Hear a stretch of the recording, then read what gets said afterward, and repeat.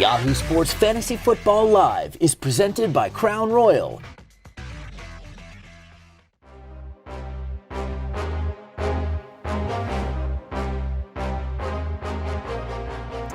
Good morning and welcome to week 3 of the NFL. This is Fantasy Football Live. I'm Liz Loza, and joining me in our virtual studio is the usual Sunday morning crew. We got Andy Behrens in Chicago, Matt Harmon in Los Angeles, Tank Williams in San Francisco, and betting analyst Minty Betts from Las Vegas. Our job over the next 90 minutes is to get your lineups locked in before the rest of week 3 kicks off. But before we can discuss starts and sits, we got to talk about who's in and who's out. There were obviously a lot of injuries last Sunday. Andy, which one hurt you the most as a fantasy manager? Oh my gosh, do I really have to pick just one? Well, it has to be Christian McCaffrey.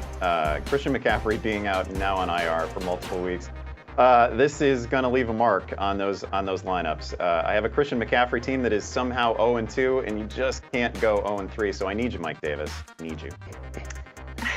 All right, Matt, are you needing Mike Davis in any of your leagues? I feel pretty good about the fact that I don't have to sit here in the year 2020 and say, I need you, Mike Davis. No, I don't. But honestly, the injuries that hurt me the most was to the Denver Broncos. It's not necessarily that it's like a personal investment for me. It's like, 14 days ago, we're talking about this as an exciting young offense to watch. And now it's like, well, here's Jeff Driscoll. And we signed Blake Bortles. It's quite a slap in the face and really emblematic of how I think we're all feeling right now. Tank, which injury slapped you in the face last week? Man, the injury that slapped me in the face the most wasn't even an injury. It was Gardner Minshew just a couple of days ago. Like, I thought old boy was going to shoot out. And then next thing you know, he throws up a dud. And then I got somebody that I'll talk about later just riding a pond that I know is just going to go off this Sunday. So that's who I'm pissed off about, Gardner Minshew, the stash. Well, you know what? I have to give a quick shout out to our very own Scott Pianowski, who is answering questions all morning long on Twitter at the AskFFL hashtag, because he predicted James Robinson's line perfectly. So props to you and your fearless forecast, Scott. Minty, though, how have these injuries changed things for bettors? Oh my gosh, it has been, we've seen lines move like crazy. We've seen lines that are off. So it's going to be pretty interesting with like Jeff Driscoll starting for the Broncos, no Jimmy G as the 49ers starter. It's going to be crazy. So I'm laying off a lot of games today, but I've got some best bets later on. Yeah, you mentioned San Francisco, and losing Raheem Mostert for the week stings the most for me, but there is another running back, if we're going to skew positively, on the 49ers roster that I think could do some fantasy damage, but more on that later. For now, let's get to some inactives and actives. Remember, the show is all about you, so get your roster questions answered by hitting us up at Yahoo Fantasy using the AskFFL hashtag, or drop a question into the chat, and we'll try to get to as many as we can on the show. Let's turn our attention to the injury report and get some updates here. Let's start with the bad news. There's a bunch to get through. So as I mentioned a moment ago, the 49ers are without several players, but George Kittle is officially out after being limited in practice on Friday. A.J. Brown is out for the second straight week for the Titans. We will not see Michael Thomas in prime time for the Saints, but there is hope that he plays next weekend. Also tonight, Devontae Adams is listed as doubtful, but Adam Schefter reports the Packers will test out the hamstring pregame and see if he can go. We also have news that Julio Jones is out, so add him. We will continue to update you as news develops. In better news, the Raiders will have Darren Waller and Josh Jacobs in their lineups today against the Patriots. And who else do we have? Kenny Golladay. That's right. Kenny Golladay is expected to make his 2020 debut for the Lions this afternoon, though was still listed questionable this morning. So maybe he's on a snap count. I'm sure we'll talk about him later in the show. Our first over-under is going to deal with a running back who you probably drafted in round 1 or early in round 2 and has not met expectations so far. It's Joe Mixon. This is a relatively simple line for a back who you are counting on 79.5 total yards. And yet, I'm taking the under in this one. First of all, daunting matchup against the Philadelphia defense, allowing only 3.6 yards per carry on the season. They ranked 3rd against the run last season. guess my ongoing worry with Mixon is that this year's Bengals offense isn't just give Mixon the ball 35 times and let's see what happens. No, this time, now they're letting Joe Burrow put the ball in the air 60 times a game, which is great to see, but it's not been great for Mixon. He's not particularly involved as a receiver, only 35 receptions last year, only 5 on the season so far. I think he comes up just shy of this total this week. Hank, what say you? I'm going over, because listen, Andy, listen. Joe Mixon. He's playing for the Bengals, and now listen, the Philadelphia Eagles defense is actually giving up more rush yards than the last 2 teams that Joe Mixon has faced. And I think that Joe Burrow has showed that teams just can't bunker down on him and try to just slow down the run, because he's been respectable in the past right now. So I feel like this is a sneaky shootout today in Philly, and so Joe Mixon being involved in a run and pass game goes over that 79.5 over. Minty, settle this one. Well, I also like the over. I'm a little optimistic. I think that although the Eagles' rushing defense, like you said, is only allowing 3.6 yards per carry, I think they're going to score a lot of points in this game, both the Bengals and the Eagles. I think both Burrow and Mixon are going to have a good day, and that includes Mixon's participation both in the air and on the ground. So give me the over. All right, let's jump into our fantasy freebies. These are the players that are started in under 25% of Yahoo, the best fantasy football platform out there. Started under 25% of leagues, and we're going to give you, they're going to outperform their expectations. These are your surprise players of the week. Hank, I want to hear from you first. Who have you got as a surprise running back this week?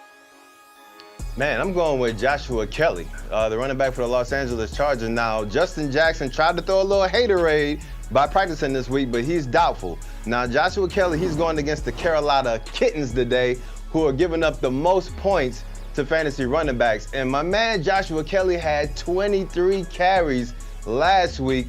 And when you're going against this soft run defense, I have a feeling that he's probably going to outtouch Eckler, at least in the run game. Actually, there's enough volume for both of these guys to eat. Joshua Kelly, definitely going to be your freebie this week that you want to plug into your lineup. Great call, Tank. I have both of these guys in the top 30 of my running back ranking, so I agree with you there. Liz, I see the name you have on the rundown, and I'm not going to spoil it. I can't believe it. Go ahead. Take it away, Liz. I mean, I think y'all know about my long-standing on-again, off-again relationship with the Chicago Bears, which, as a result of, I have developed some quarterback-related trust issues.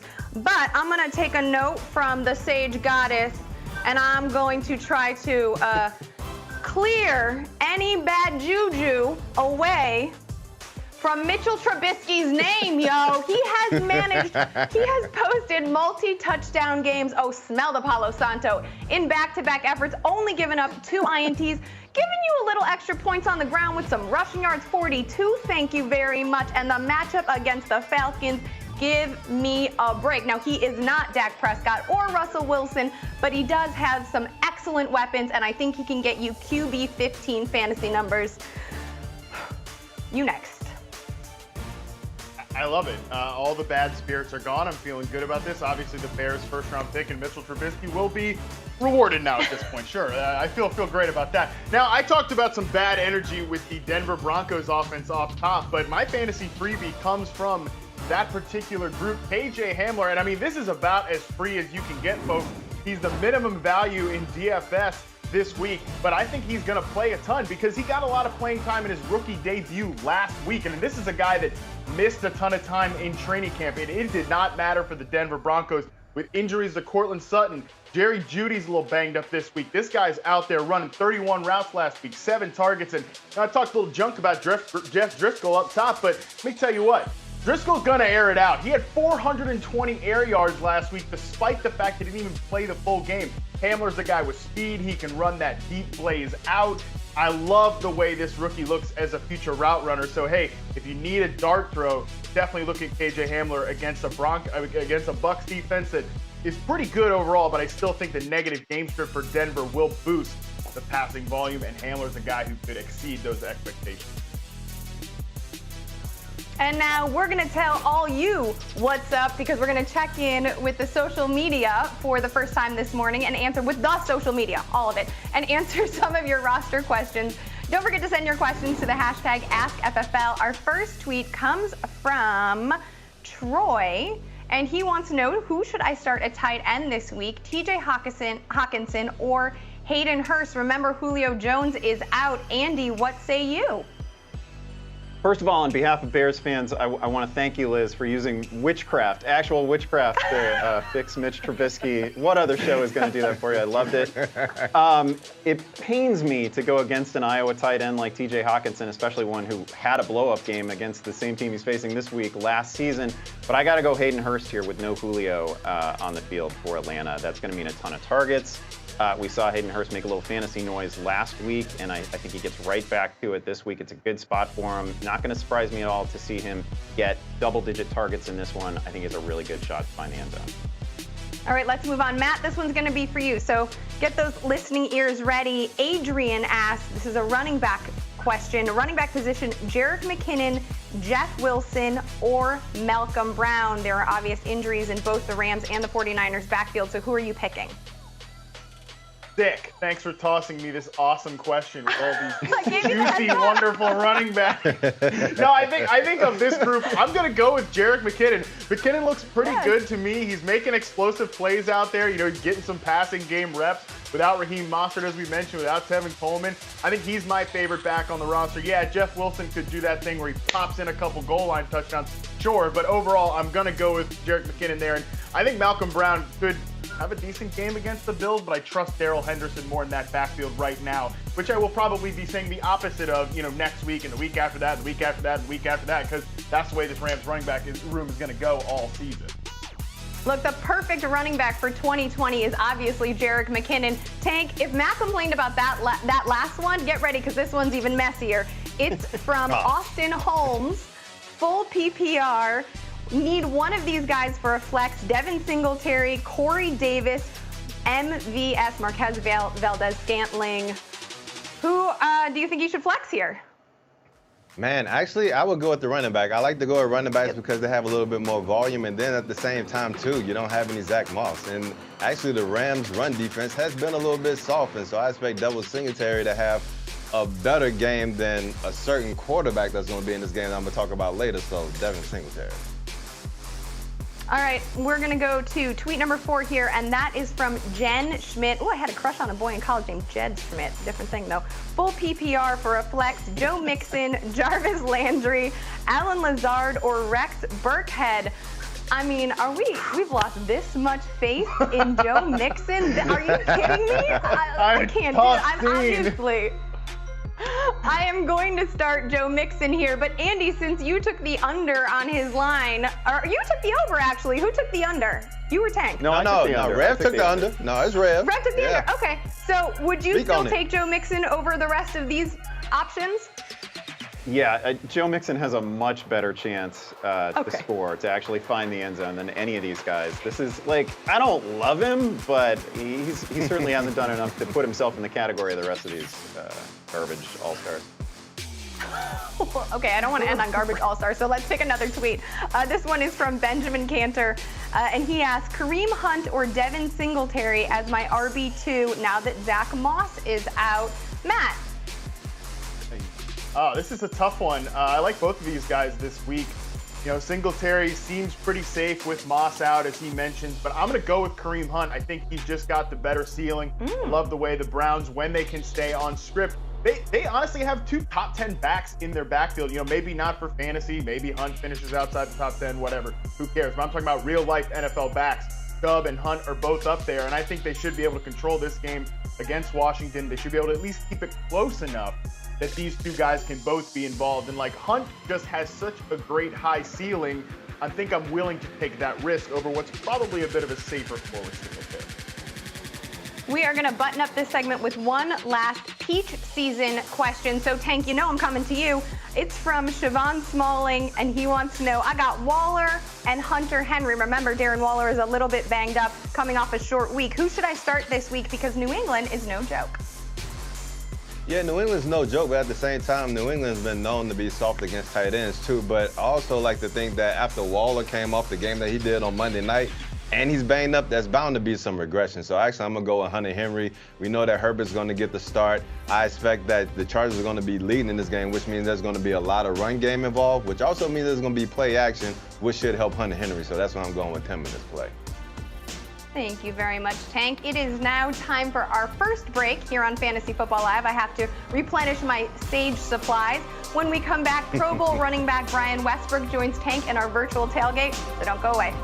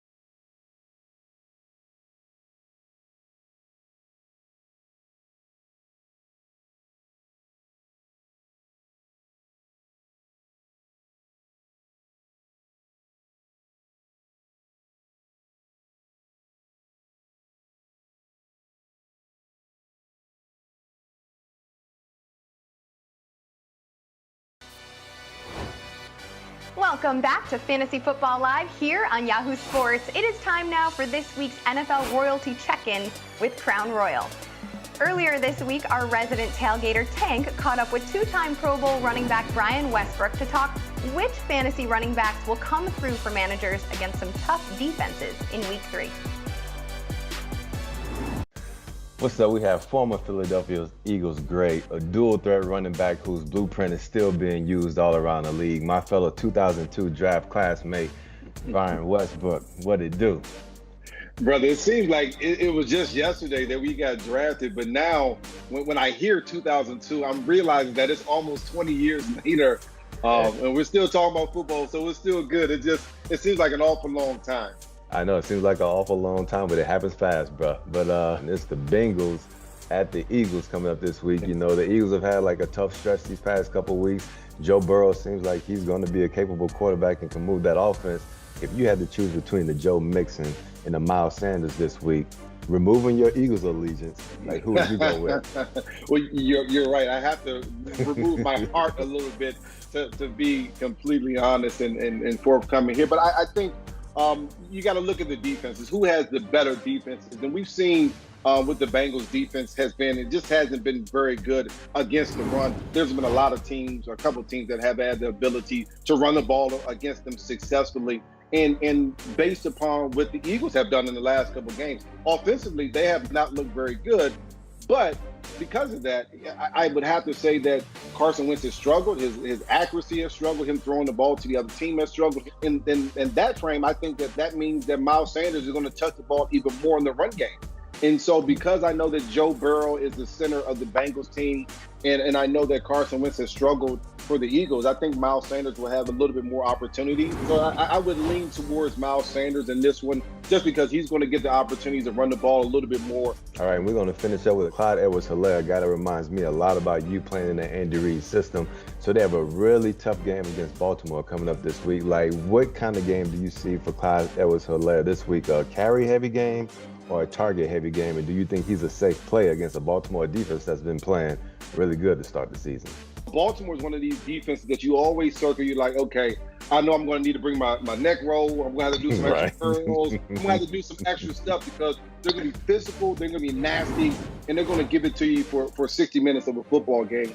And so I think it's a bad matchup. And I know Andy Reid's psyche against a team that stops the run as well as Baltimore, especially when you have a talented quarterback like that. Andy Reid's thinking, okay, we're not going to run the ball as much. We're going to use our short passing game as more of our run. But this is certainly a tough matchup for the Kansas City Chiefs. I like it. So for my PPR folks that got them, they need to fire them up in that lineup. I love it. So to finish this up, I mean, everyone has had to get that virtual tailgate on this season. So tell me how you've been enjoying your NFL Sundays with Crown Royal. Oh, this is easy. This is an easy answer. This is probably the easiest answer. We should have started with this one. So, with the whole virtual tailgate thing, I mean, all you have to do is have some great food, which my wife does. She does a great job of serving up great food and preparing some things. I go get my favorite Crown Royal cocktail, and then I enjoy the game. I mean, I've been drinking a lot of the Crown Royal apple and, a little ginger ale. It kind of reminds me of the Eagles drink and just gets me ready for the football game. And of course, during the process, I always have the water break so I can participate in it all. And I want to see the 1 o'clock games. I want to see the 4 o'clock games. I want to see the night games. So I need that water break just to keep me going. And I suggest everybody else out there watching to do the same. Yes, sir. We appreciate you, B. West. Thanks for hopping on with us. And for more tips on how to crown your game day, visit Crown Royal on Instagram. All right, Tank. Take care, buddy. Yeah, you too. It is time now for our first fantasy face-off of the show.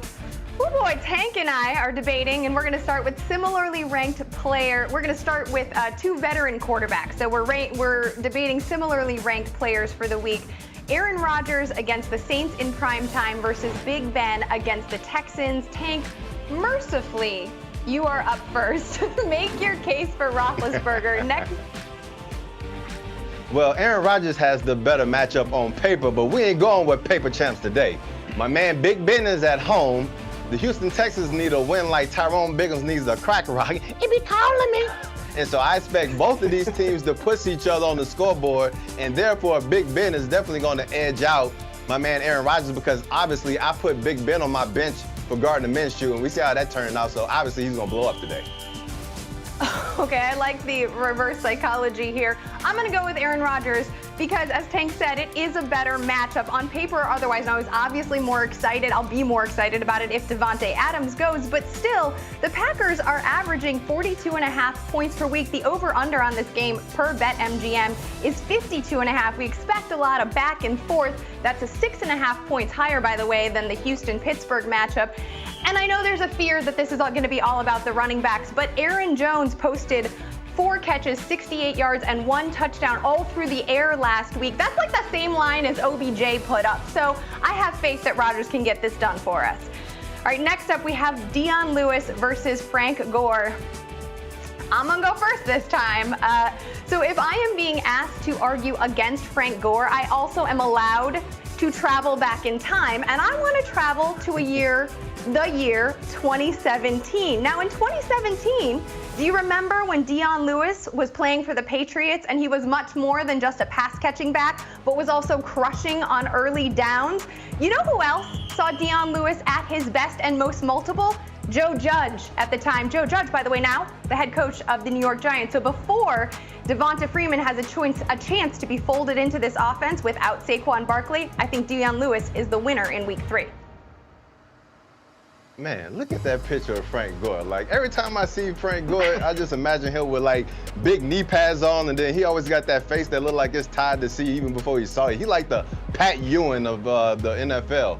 But, all right, Frank Gore, he's going to be my guy because he had 21 carries in a cloud of dust last week against the 49ers. And I'd rather take that 21 carries and a cloud of dust rather than trying to figure out if it's going to be Deion, Devonta, or Gallman. So, yeah, I'd rather take Old Man River than the boy band group DDG in New York. So, therefore, I'm going Frank Gore.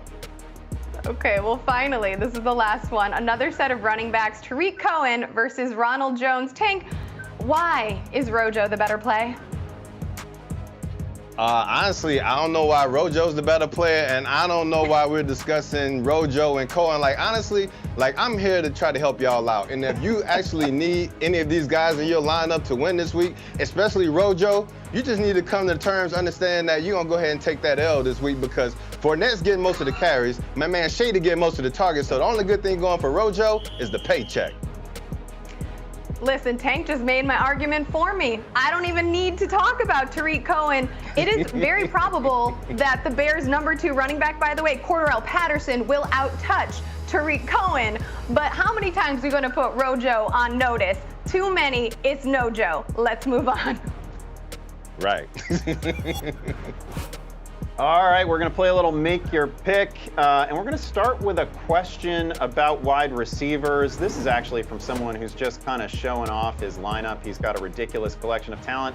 It's going to be Michael Gonzalez, and he is asking, well, he says he's stacked at receiver, which, yes, you are. Pick 3.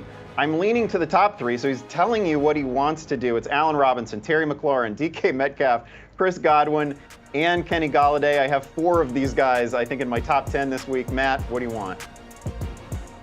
Like, especially this year when everybody's hurt, aren't these people just like extra annoying? Like, hey, look at all these good players I have. I'm having such a tough time picking between all of these good guys. Yeah, I think the top 3 are probably, they're probably the right answer. But I mean, like, my debate here is basically Terry McLaurin versus Chris Godwin. Because I think Chris Godwin's got a great matchup against a Broncos team that has problems in the secondary that I think is just obviously injury riddled up front with their pass rush. So I think because I feel really good about the upside of Allen Robinson and DK Metcalf, I'm going to go with maybe just the safer floor guy and Chris Godwin over Terry McLaurin. Yeah, I agree, especially on Metcalf. Obviously, you want as many shares of that Dallas-Seattle game as you can possibly get. That's going to be really fun to watch. And it's easy to take a pass on Kenny Golladay in his first week back from injury. Okay, we're going to go to Jake. Jake is asking another question with some pretty good options here. DJ Moore, Adam Thielen, Jerick McKinnon, or Nick Chubb. Need 2 in full PPR. Again, you have a couple of great receivers here. I'll start with this one. It's easy for me to sit McKinnon in this one because we don't know exactly what the workload is going to look like between him and Jeff Wilson. I want Nick Chubb for the touchdown upside, and I'm going to take DJ Moore in this one. I'm going to take a pass on that Vikings offense after the week that Kirk Cousins just had. How do you feel about that? Yeah, I totally get that. I think Chubb is the obvious play. I think McKinnon is the obvious sit of this group. It's always nice when they give you one freebie when you're making these debates. The guys that are clearly a few tiers lower. That's kind of you. I'm going to go Thielen over Moore, though, only because I like the way that Thielen is getting. I mean, it's not much volume because the Vikings are, for whatever reason, trying to still play football like it's 1990 and establish the run. He's got a great target share of that offense. And obviously, Moore's a good play, too. But I think the wide receiver cornerback matchup does go in Adam Thielen's favor here. So I'm going to use that as a slight tiebreak. Yeah, I've got maybe a little recency bias there. Kirk Cousins was just jarringly bad last time. We're going to go to Taylor Lancaster. I don't blame you. He needs 2 in a standard league. Oh, we have a bunch of Harmon favorites here. It's Stephon Diggs, Robert Woods, Deontay Johnson, or Joshua Kelly. Which way you leaning? Yeah, this one's tough. I'm definitely going Deontay Johnson. You know, again, another guy that's been dominating the targets in his offense. Over 30% of the Steelers' targets against a pretty beatable secondary there in Houston. The debate here really is between Josh Kelly and Stephon Diggs, and I think Diggs is just too hot right now. I get it. Jalen Ramsey's a good player. Diggs leads the NFL in receiving yards. He's got a great weekly ceiling. I think you got a pretty safe floor guy there in Johnson, who I also think has an access to a really good ceiling as well. But Diggs, he's a home run hitter. He could easily have 22 points. You don't want that sitting on your bench because you're going to hate yourself all Sunday. So in order to avoid hating yourself, I mean, you know, Tank's talking about last segment, like just completely just taking the L. We're already at that point of the season. Just start Stephon Diggs and see what comes with it. Yeah, I get the argument there. I have a slight lean. Hate to confuse this poor person, but I have a slight lean to Josh Kelly in this one. He's getting the goal line work. He's coming off 25 touches, and he gets that matchup with Carolina. Slight lean there. JT, for our final question here, needs 2 RBs and a flex this week. The options, again, are good. Kareem Hunt, Jerick McKinnon, Leonard Fournette, Kenyon Drake, Todd Gurley. I will start with this one, and I'm going to go with Leonard Fournette, who, again, you heard Tank say it, probably leapfrog Ronald Jones there in the backfield in Tampa Bay. Going to go with Fournette, and I'm going to go with Kenyon Drake, and then I'm going to flex Kareem Hunt. I kind of can't believe that I'm not starting Todd Gurley, but I'm not starting Todd Gurley here.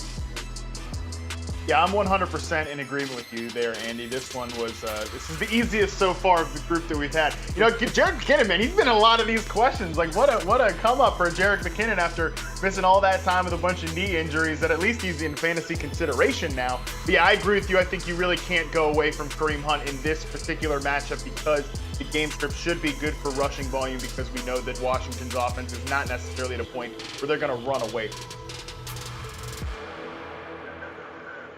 All right, now that we've made some flex decisions, let's make some money with a few player props we like from BetMGM.com. Tank, you kick us off.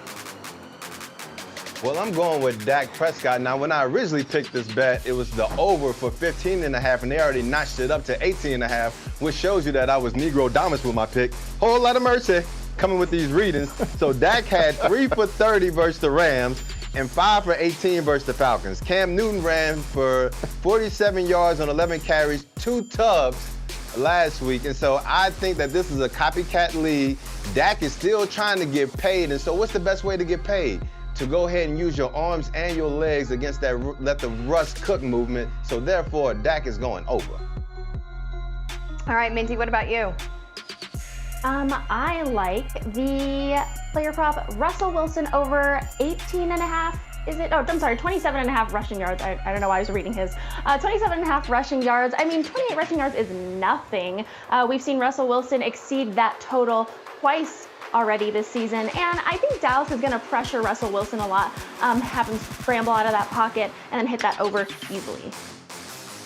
All right, well, since you guys talked about quarterbacks, I decided to as well. I'm talking about Daniel Jones, and I like him going over 239.5 passing yards. Now, I know there's no Saquon Barkley, right? So the game plan is going to be different, but Jones was able to clear 240 yards in back-to-back efforts. And also, when we look at the injuries to San Francisco, their pass rush is significantly affected, and negatively so, without Nick Bosa or Dee Ford. That should buy Jones more time to focus on the outside because there is no Richard Sherman. That means connections to my boy Darius Slayton. I think he is absolutely able to go over this number.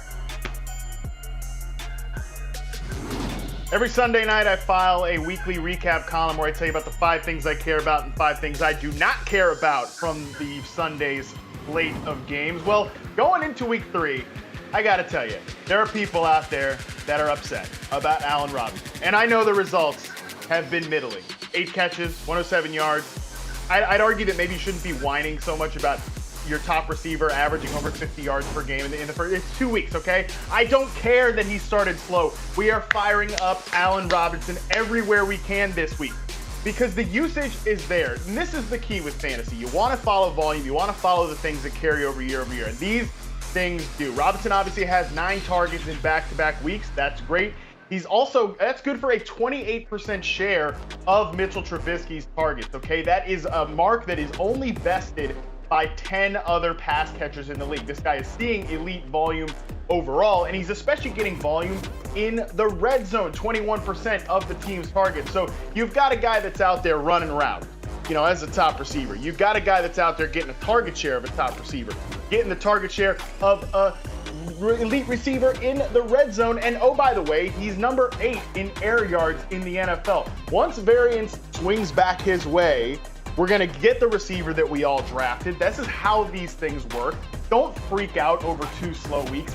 Give me a break, okay? If you're freaking out right now, it's time for you to get a new hobby, okay? Because you clearly can't handle the swings of fantasy football. This is how this thing works, all right? So week 3, Robinson's bouncing back, especially against the Falcons defense that already stinks and obviously had to place a cornerback on the COVID-19 list. So we're firing up Robinson everywhere that we can. We do not care about that slow start. Now, it's time for another break here on Fantasy Football Live. When we come back, we'll be checking in with the honorable judge, Andy Behrens, and checking in on what's trending, what's most on your mind out there.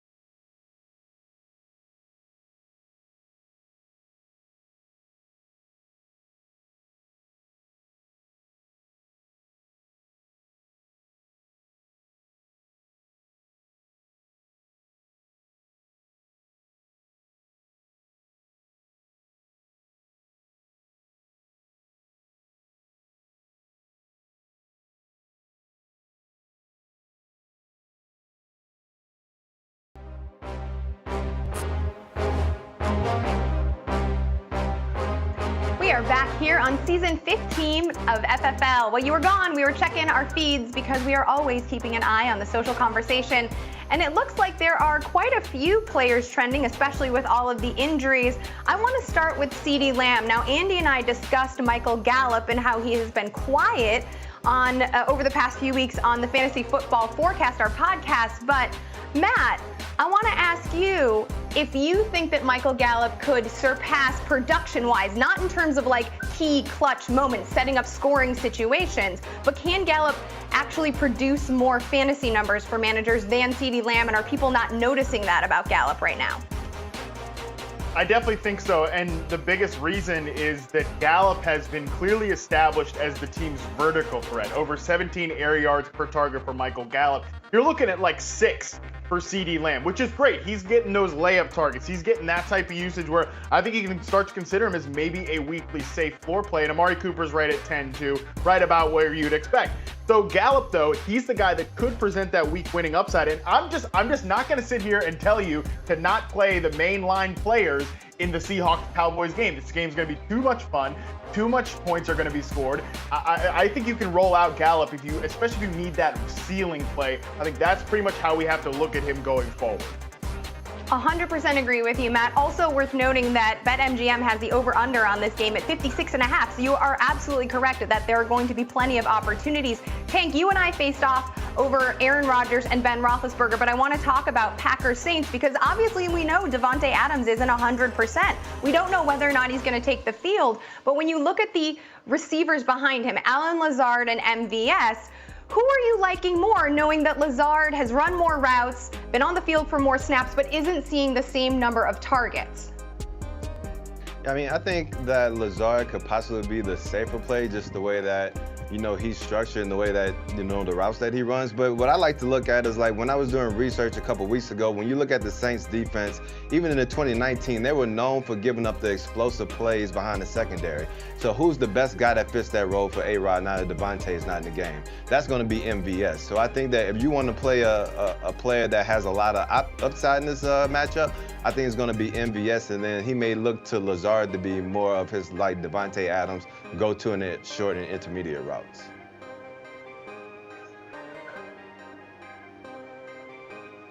All right, welcome to Fantasy Court. I've got the wig, I've got the gavel. That gives me full fantasy legal authority. We're going to deal with a question this week that I've not seen one like this before. It comes to us from L-Train. Pretty interesting.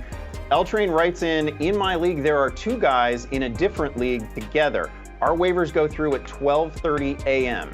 In their other league, it's 7:30 a.m. One guy who works the graveyard shift saw what the other spent on Dallas Goedert in our league, upped it by $1. I woke up to 170 text messages. What to do?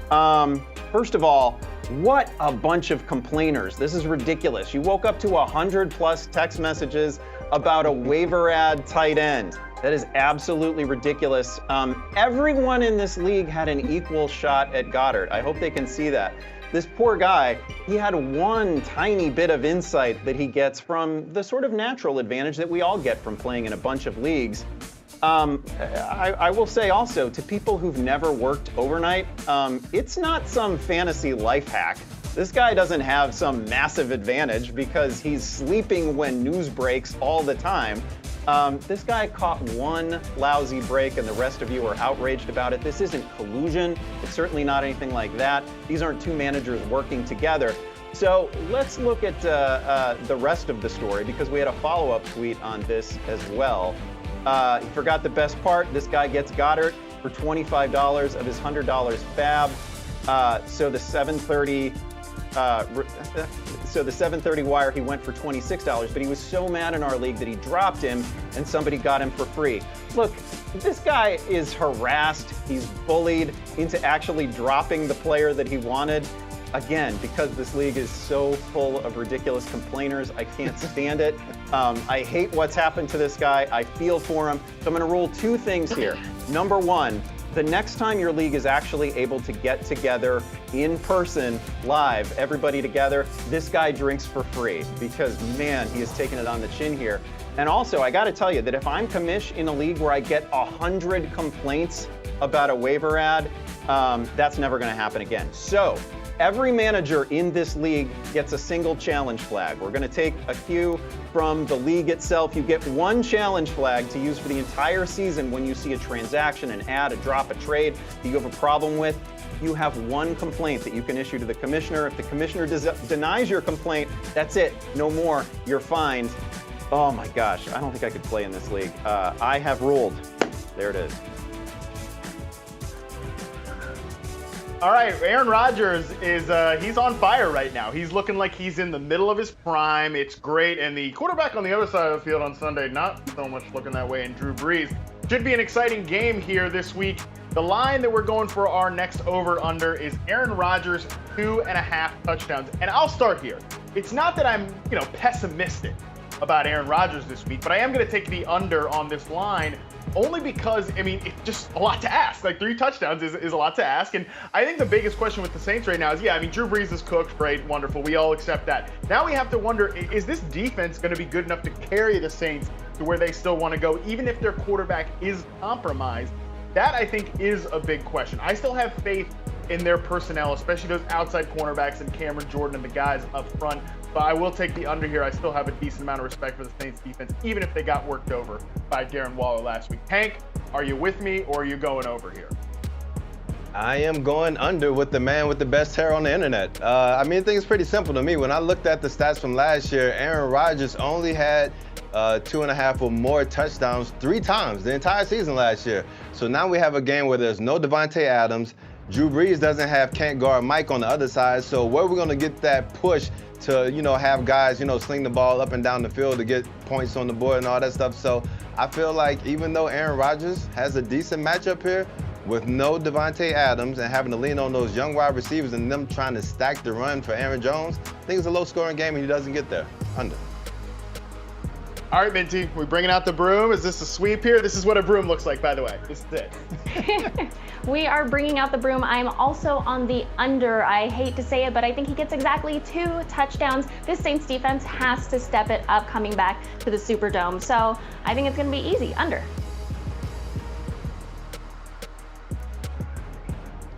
Let's turn our attention to our picks for who will be off their game this week. These are players who are more than 50% started in Yahoo leagues, but could be a bust in week 3. Andy, you are up. Yeah, I'm going to start with David Johnson here. He's obviously coming off a bad matchup in which he did very little, only 50 yards the week before. Now against Pittsburgh. This is bad. This is about as bad as it gets. They only allow 2.9 yards per carry last season, only 7 touchdowns to the running back position.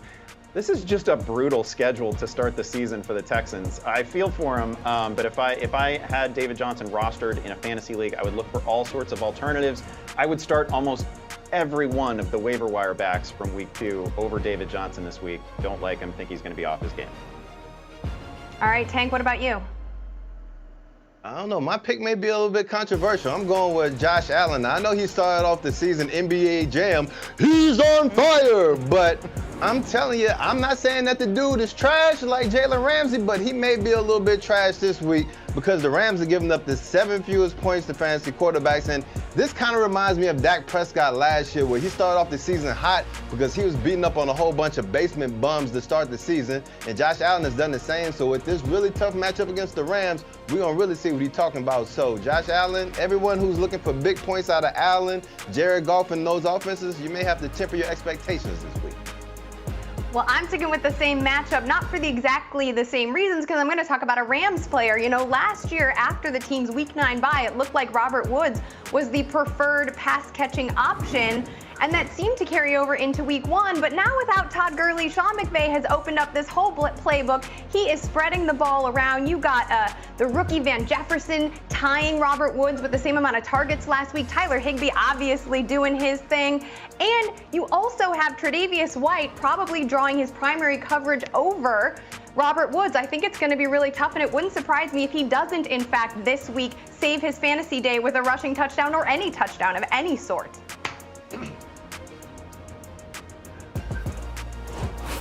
Alrighty, guys, it's time for my best bets for week 3. Let's start with this afternoon's matchup between the Panthers and the Chargers. The Chargers are a 6.5-point home favorite, and the total is set at 43.5.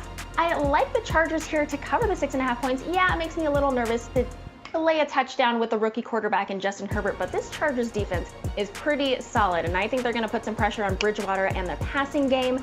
Also, this Panthers team has no Christian McCaffrey, so that's greatly going to affect this offense. The Panthers are 0-6-1 against the spread their last 7, so I'll lay it with the home favorite, and I also like the over. I think 43.5 is a pretty low number. I know the Chargers are going to keep it on the ground and run out the clock, but I think they can get there at 44 or so. Next up, let's move on to the Sunday night football game as the New Orleans Saints host the Green Bay Packers. Now, the Saints are a home favorite of 3 points, and the total is set at 52.5. Guys, these are some really high-scoring offenses. I mean, the Packers in just these 2 weeks alone have averaged 42 points per game, and the Saints have averaged almost 30 points per game. And in the last 9 matchups between the Packers and the Saints, dating back to good old 1995, the over has hit in 8 of those 9 games. And let's wrap it up with the Monday Night Football game, probably the most anticipated game on the board. The Baltimore Ravens hosting the Kansas City Chiefs. The Ravens are a home favorite of 3.5 points. Guys, the Ravens looked great the last 2 weeks, but they went up against the Browns and the Texans, and the Chiefs only looked bad because they went up against their division rival, who is known to have a very solid defense. The Ravens are 1-3 against the spread, their last 4 against the Chiefs. So I think there's a lot of value in the Chiefs plus 3.5. I'm on the Chiefs. Guys, new users at BetMGM can take advantage of this game. It's a special offer for this game. Just bet $1 on the Chiefs or the Ravens money line and win $2 for every point scored in the game. Sign up today at betmgm.com/Yahoo and use promo code SPORTSBOOK. You must be 21 or older and live in New Jersey, Indiana, West Virginia, or Colorado. Terms apply.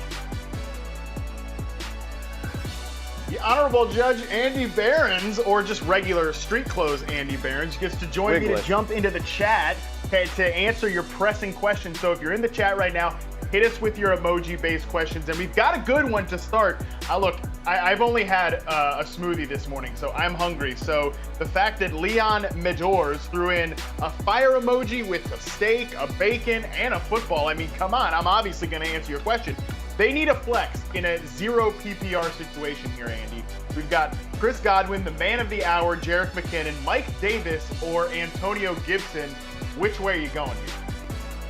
I need the answer. First of all, I need the answer to be Mike Davis, but that's not going to be my answer here. I don't think I could sit Chris Godwin against a really banged up Denver defense. He's back from the concussion this week. Should be a full go. No worries there. He's a top 10 fantasy receiver.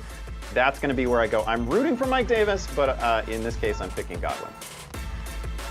That's very kind of you to be, not selfish. You're a man of the people, and that's why you're joining me here to answer these questions. And I'm with you. I think Chris Godwin's kind of the obvious answer to that one. Let's hit up Brian Martinez's question, who hits us with the lightning emoji, the football emoji, a dice emoji, and some beer. You gotta love some beer, of course, on Sunday morning. Good morning again, team. Need one for the flex, full PPR. Andy's guy, Mike Davis, T.Y. Hilton, Tyler Boyd, Kenny Galladay, or Joshua Kelly. A lot of different options here. I am going to go with Joshua Kelly, though, because I love the matchup against Carolina. They're just, what are they doing on defense? There's a bunch of guys out there that are like 20 years old. They were in college last year. Give me a break. They're going to get run over, I think, by both of these Chargers backs. So I'm going to go with him in this situation. Tyler Boyd, fine. He's a feeling as a foreplay. I'm going to let T.Y. Hilton sit on the bench a little bit before he shows us that he's not, lost. You're not buying the pep talk from Grandma this week for T.Y. Hilton. I like that story. I'm leaning Joshua Kelly in this one as well. It's going to be another week where both Chargers backs see 20 touches, so you want to be tied to that. All right, last one here. We've got, this is great because Peter James Paul Cornwell on Facebook. Four names. That's impressive there. Sent a bunch of an old person emoji and then a baby emoji, an old person emoji and a baby emoji because it's very on point here for their question. They want to know, should they start Tom Brady or Justin Herbert at quarterback? The old man and obviously the baby. By the way, Justin Herbert literally looks like a teenager. It's unbelievable. And props to him. He's a good-looking guy. He's an NFL quarterback. I'm not talking any junk over here. But Andy, shut me up real quick. Tell me, should he start Tom Brady or Justin Herbert? Yeah, it's a totally reasonable question off of the impressive performance that Herbert gave us on no notice starting last week, right? Looked great. A fantastic matchup against Carolina. But again, the matchup for Brady, not too bad. This is a seriously damaged Denver Broncos defense. I talked to Godwin a little bit earlier. We obviously like Mike Evans. We like all of the weapons there. It feels like a pretty much guaranteed 2, possibly 3 touchdowns for Tom Brady in this one. I'm leaning toward the old guy. I'm leaning towards the old guy as well here. Bruce Arians even said, Brady should have had 400 yards and 3 touchdowns if his receivers didn't leave him on the field. Love Bruce Arians, always willing to call out literally anybody. But that is going to be it for our Check in the Chat segment. Remember, you can come back wherever you're watching this program right now and watch our halftime show. Liz and I will be back at the halftime of the early games. We're going to answer all of your pressing questions. We're going to talk about what's tilting you at the moment. It's going to be a beautiful, wonderful experience. And hopefully we're not talking like last week. I got to read 20 injured guys off the top. Now we're going to take another break here on Fantasy Football Live. And when we come back, we're going to be doing an over-under segment on Mark Ingram where everyone is going to be incorrect except me. Spoiled.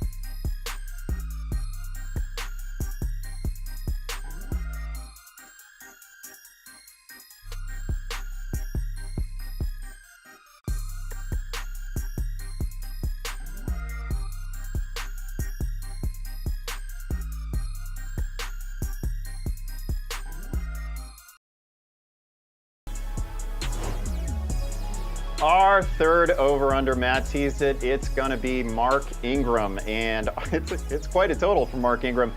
13.5 fantasy points in this one. I like it. I think this is an Ingram week. I want as many investments in this game as I can possibly get. Kansas City, Baltimore, we're going to see a zillion points in this one. That backfield tilted toward Ingram last week. I know it's kind of a hodgepodge. We got Gus Edwards involved, Dobbins occasionally involved. Mark Ingram is still the lead back there. I am willing this to happen. I need it to happen. You can certainly run the ball against Kansas City. They gave up 5 yards per carry. We're going to get a touchdown. We're going to get 70 yards. I'm going over. Liz.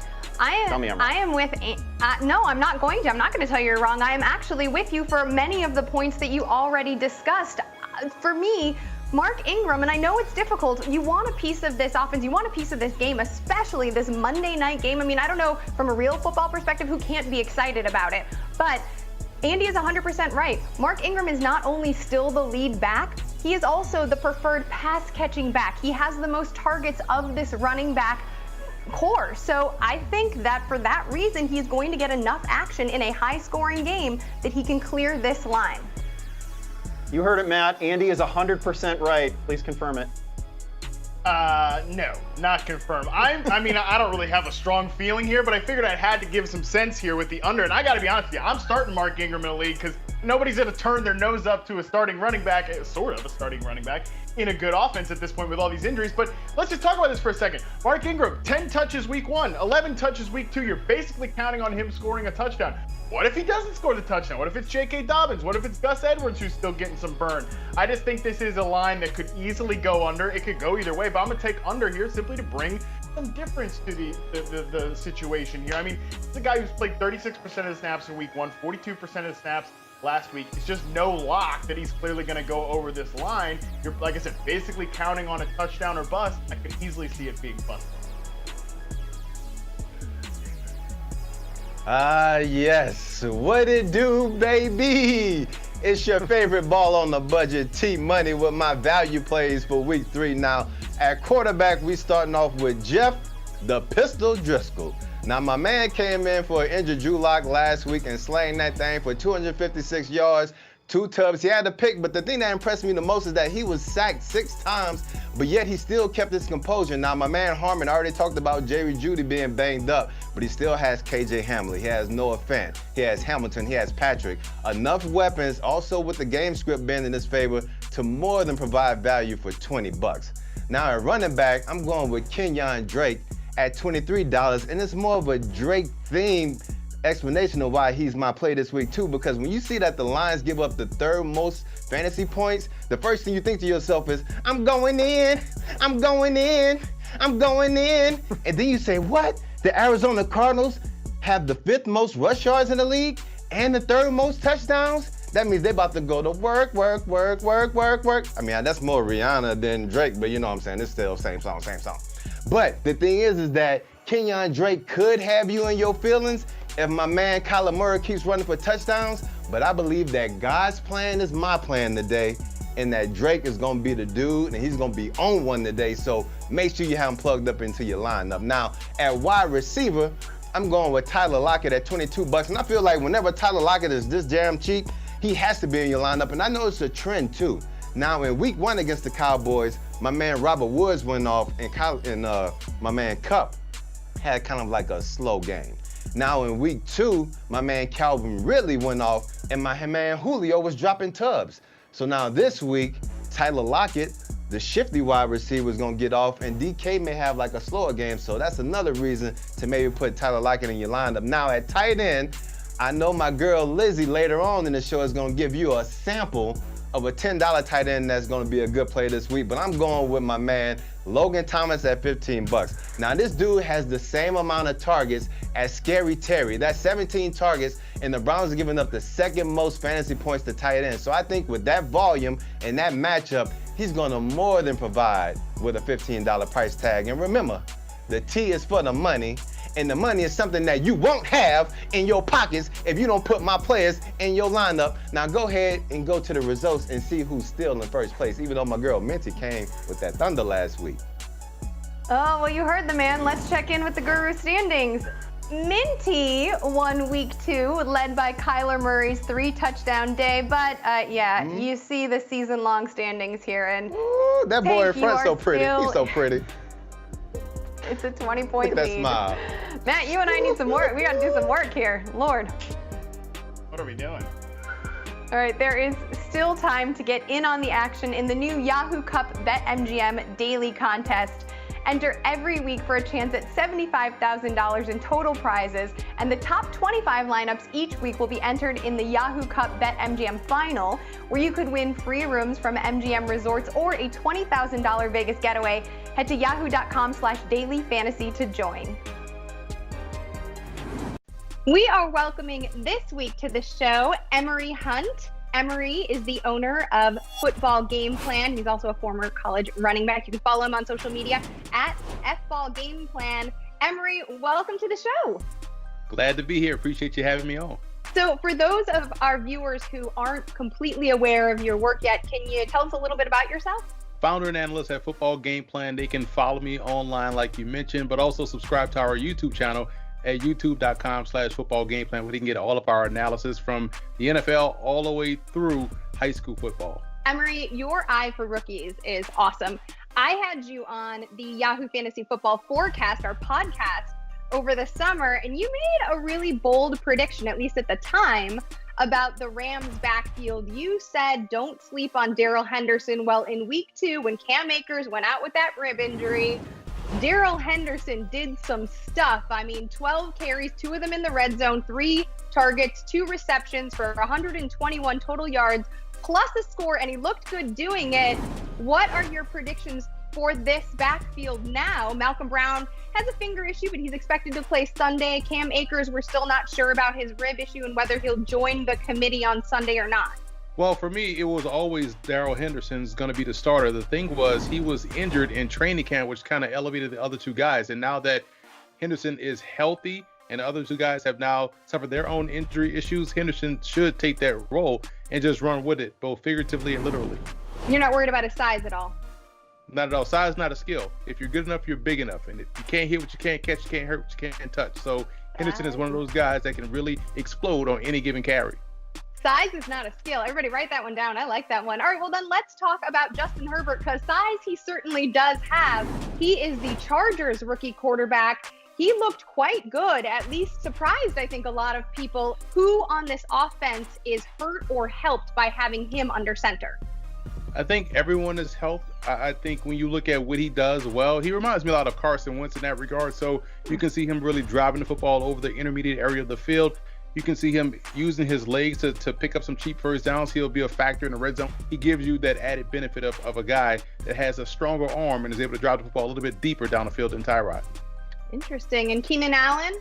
No worries about Allen. And Allen will do just fine. I think he is not quarterback dependent. So whoever's back there is going to find number 13 and get him the football.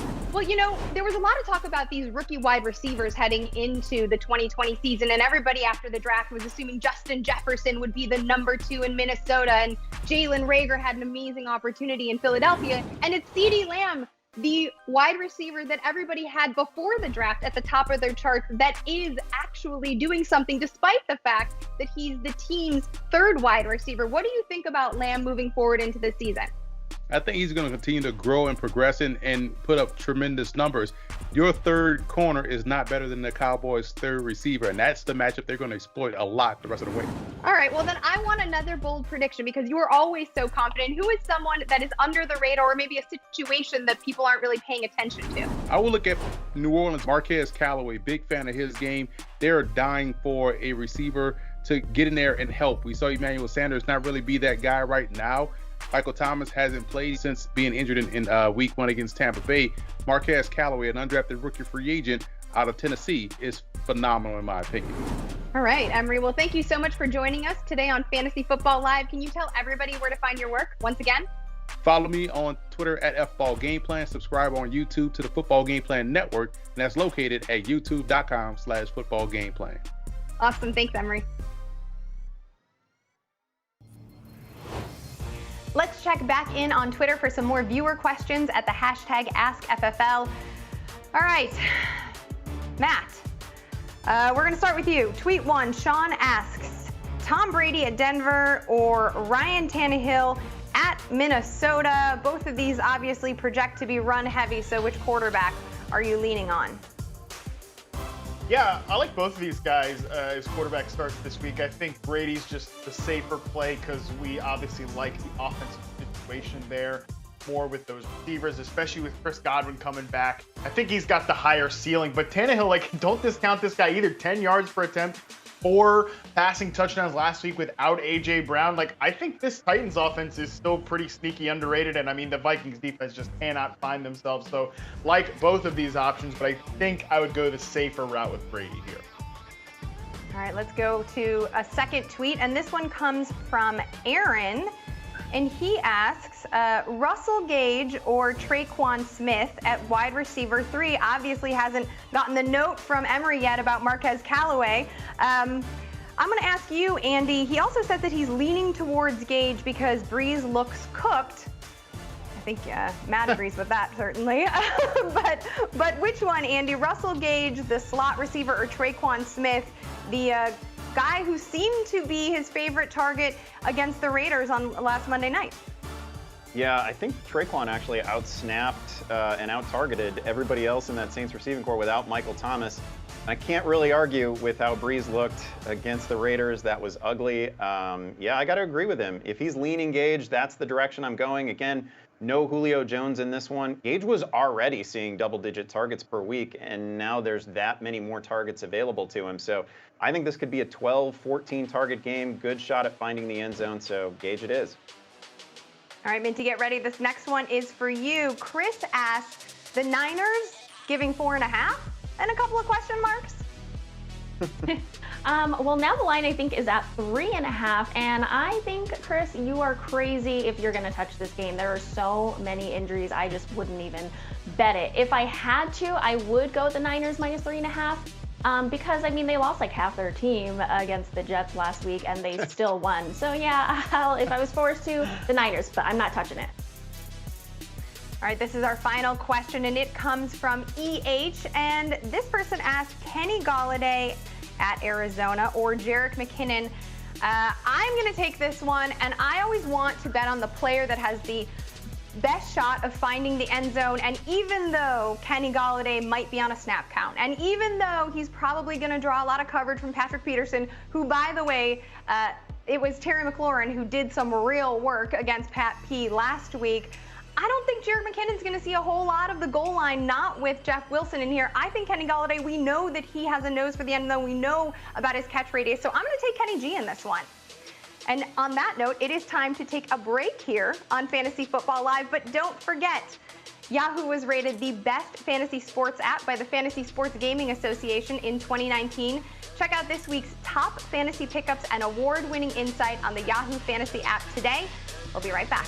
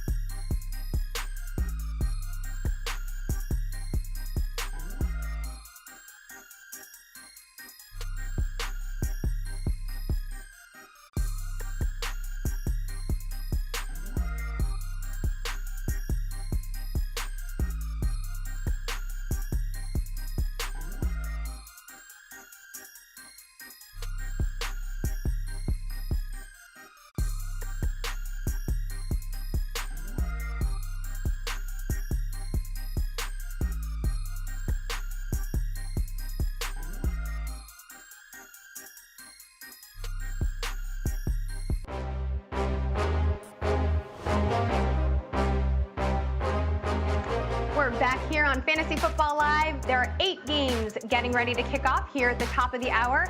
Let's check in on our own feeds and see what folks want to know. All right, Andy, who's adding you? What are they asking? Yeah, I've got a question here from longtime Yahoo reader, follower, Candy Ellis, and she's asking about a player that we haven't really talked a lot about on this show. In standard, Devonta Freeman or AJ Green in the flex. This one's not that tough for me. I'm going to go AJ Green. I know, but I understand why he's in the question because he's been a monumental disappointment so far. Had a near touchdown in week 1, didn't pull it in, overthrow by Joe Burrow. He's had so many close calls so far this season. Hasn't corralled any 50-50 balls. It's been a frustrating watch, but at least he's still seeing double-digit targets. We have no idea what we're going to get from Devonta Freeman this week. He's probably going to be in some sort of job share with Dion Lewis, with Wayne Gallman immediately. So I got to see it for a week before I'm actually willing to start Freeman. Follow the process. Tank, what about you?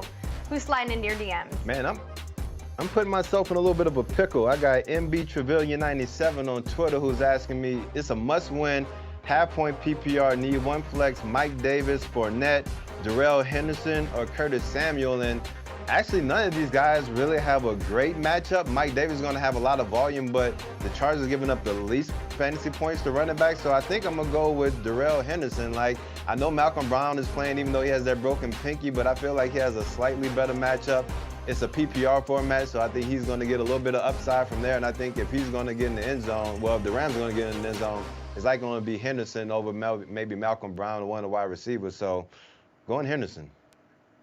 I don't debate that at all. Also, Malcolm Brown has a broken pinky, right? That's got to be troublesome when you're trying to protect the ball. So that's another factor to consider. Minty, what questions are you being asked right now? So on Instagram, Christopher Prophet asked, who do you think has the best chances of upsetting this weekend? Bears over Falcons, Rams over Bills, or Bengals over Eagles? Well, I've been high on the Bengals all week long, so I say Bengals over Eagles, but I do have to mention that BetMGM received a big bet this morning, $55,000 on the Eagles to win by 4 points, and then the same bettor bet $30,000 Eagles minus 4.5. So I hope I win, but I also am rooting for this guy too. I still feel good about my Bengals pick though. And then secondly, I maybe Rams over Bills and then Bears over Falcons is my pick. Oh, okay. I see you. I see what you're doing. I'm over more stage. That's totally fine. I'm also going to answer this question from @Michelle House, and she wants to know Mike Davis at the Chargers or Devin Singletary versus the Rams. Well, Tank talked about the matchup that Davis has. Also, we haven't really talked about how Curtis Samuel, in the absence of CMC, is expected to probably draw more targets and rushing attempts. Remember, he was used as a hybrid option in college, so we know he has that ability. So I don't know if Mike Davis is going to see all of the things that people are expecting. Therefore, I'm leaning towards Singletary, especially with Zach Moss out. And also, the Rams have been sneaky bad against opposing running backs. So there's my answer, Michelle. Hope that helped. Yeah, fantasy face-off time again. We are talking about a couple of similarly ranked pass catchers. We each get 20 seconds to argue our case for them. Matt Harmon has been known to enjoy a fantasy receiver or two. So we're going to start with a couple guys that I know Matt loves like his own children. Stephon Diggs and Deontay Johnson. Matt, you prefer Diggs in this one.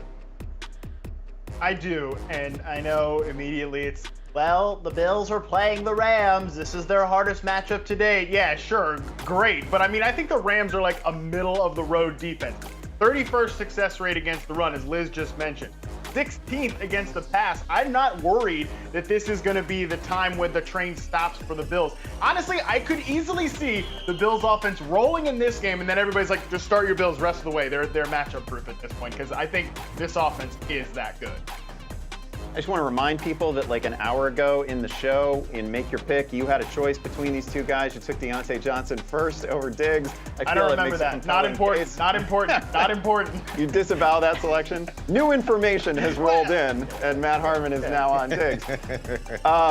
Listen, Deontay Johnson is a wide receiver one. He's seen double-digit targets in each of his first two games. It's a great matchup for him against Houston. I think he finds the end zone here. He's a good bet to find the end zone in any given week. I don't mind Diggs. I've been super impressed by everything we've seen from in Buffalo, but slight lean for me to Deontay Johnson, who I know is secretly Matt's favorite player as well. Okay, now we're going to talk about a couple of receivers that I have back-to-back in the ranks, and I am already regretting the notion of telling people to veer away from anyone involved in the Seahawks-Cowboys game. It's going to be a really fun game, but I am going to take Odell Beckham over Tyler Lockett in this one. I just love a diva receiver in any week where he makes some passive-aggressive comments about his workload. I love it. Can't get enough, and that is what we get from Odell. He's seen 8 targets per game, like he's fine. He hauled in a long touchdown last week in a get-right game for the Browns. I'm still excited to play him this week against Washington. Obviously, it's not a daunting matchup for him. Slight lean to him over Lockett. Tell me why I'm wrong. Well, I mean, actually, I really thought that was convincing analysis there. Like, you could easily see Beckham like, I guess I'm just never going to put up the numbers I want. So honestly, that's pretty good stuff. But as you said off the top, don't bench anybody from this Seahawks-Cowboys game, especially not Tyler Lockett, the guy that's getting plenty good volume. He's not getting as many deep looks as DK Metcalf, but we saw him used in scoring areas where he led the NFL in red zone targets last year. Again, don't bench players from this game. You will, I promise, you will hate yourself. You will crumble on the inside. Yeah, that's entirely possible. Okay, we're going to finish with a pair of tight ends. I like Jonnu Smith in this one, but Matt, you like Iowa Hawkeye legend TJ Hawkinson. I actually legit have these two guys on a team and have debated them back and forth all week. And, you know, I mean, you obviously called out the fact that I'm just sticking to the rundown here, Andy, on the first face-off that we had. So I'm just trying to be a good sport. Come on, man. But in this one, I really did end up actually picking TJ Hawkinson. And it's because I think the presence of Kenny Golladay is really going to start to open up the vertical passing game for the Detroit Lions, which will just lead to more opportunities for guys like TJ Hawkinson, who I still think is the second best pass catcher in that group after Golladay. Yeah, I've actually got no problem starting Hawkinson in this one. Again, he's facing the team that he blew up against last year, but I got to go Jonnu Smith.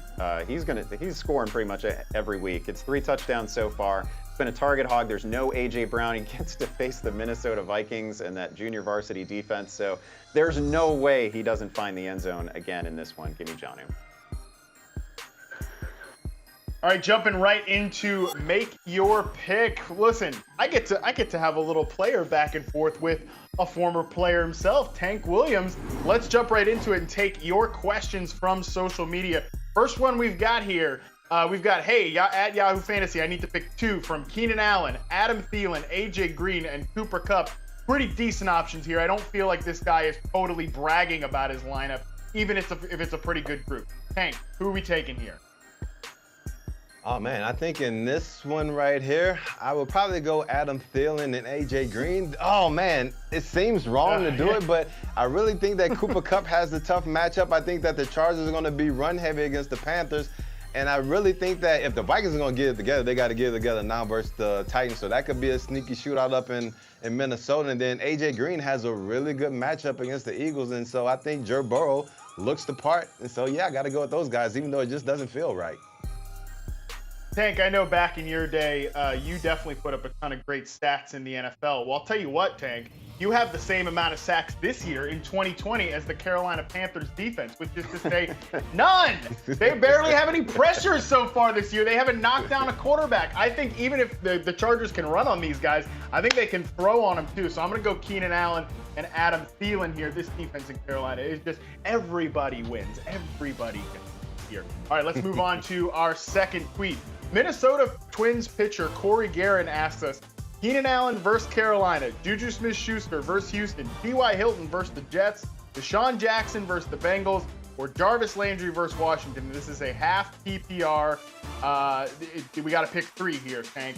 Again, I'm going to go right back to Keenan Allen on this one. I think you also can play Juju Smith-Schuster. Then it gets to be kind of a tough debate, but Landry's just not getting the usage that I want. I don't trust the Eagles' offense from a vertical perspective. Carson Wentz has just been that bad. And even though I'm not super confident with Hilton, I think that's my pick here for the third guy. How about you, man? Yeah, I mean, I think the first 2, Keenan Allen and Juju, those are locks. And then, like you said, the other ones are dicey, but T.Y. has shown the ability to get open. He's just been dropping touchdowns, and they're still throwing him the ball. The one thing that scares me a little bit is that he's not getting the snap count they were used to, but I think that's just them keeping him out on run plays just so they can rest him, and then he's coming in on a lot of the pass plays. But he's getting enough targets. He just needs to focus in. His grandmama called him the other day and said, boy, you need to get your act together. So I think he does this week. Man, if he doesn't get his act together after Grandma calls him out, I think he's got a lot bigger problems than just disappointing us in our fantasy football lineup. Let's take one more tweet here from Armando Ruiz. We need 2 out of the 4 for a flex. Kareem Hunt, Mike Davis, T.Y. Hilton, again, T.Y. Hilton, or Josh Kelly. Which 2 are we going with here, Tank? Man, I'm going with your boy Kareem Hunt. You already talked about him. Even though it's a tougher matchup, I just like the way that he's been playing to start the season. And then Joshua Kelly, I already talked about him. They have a wonderful matchup against Carolina, who's giving up the most points to fantasy running backs. So T.Y. has been a little bit iffy to start the season. We don't know if Mike Davis is going to get all that volume, and that's a tough matchup for him. I think you got to go Hunt and Kelly. Yeah, I'm with you on that one. Mike Davis even looks like he's surprised to be here in that picture, and I mean, he could be a fine floor play, but I think you go with Kareem Hunt and Josh Kelly. I'm with you on that one, Tank. All right, let's switch gears and talk last-minute sleepers who could do some fantasy damage this week. I have got to start with Jeff Wilson, but let me start first to explain why with Jerick McKinnon. He is not a workhorse back. He has managed 6 carries so far in 2020. The last time Jerick McKinnon saw more than 15 totes was week 6 of the 2017 season when he was still with the Minnesota Vikings. Kyle Shanahan has showed a proclivity towards load management when dealing with his more fragile running backs. Obviously, the backfield is banged up. That means Jeff Wilson, who, by the way, is used to stepping in and stepping up, will be the goal line option. He is a downhill player who doesn't waste time, and that is a direct quote from the player. 30 touchdowns over his last 2 seasons in college, by the way. He scored 4 touchdowns over 27 carries in 2019. He is the team's goal line back. I like him a lot. He is just $10 in Yahoo DFS. Now, another bare minimum DFS play is Drew Sample. I am going to spare you from the sample size jokes, but it's fair to use with Drew Sample. CJ Uzomah obviously went out with the Achilles. He's done for the year for the Cincinnati Bengals. That means that Drew Sample, who was second in team targets behind only A.J. Green last Thursday night, will work the underneath for Joe Burrow. He, by the way, had a one-handed catch showing some surprising athleticism for a dude who was really drafted mostly for his blocking technique. He's facing the Eagles. What did the Eagles do? Give up touchdowns to the tight end position. Logan Thomas snapped 1 in week 1, and then Tyler Higbee, as we all knew, had a hat trick in week 2. I think Drew Sample finds the end zone. It doesn't have to be pretty. It just has to get you points. It's time now to take our final break here on FFL. We'll get to more roster questions when we come back.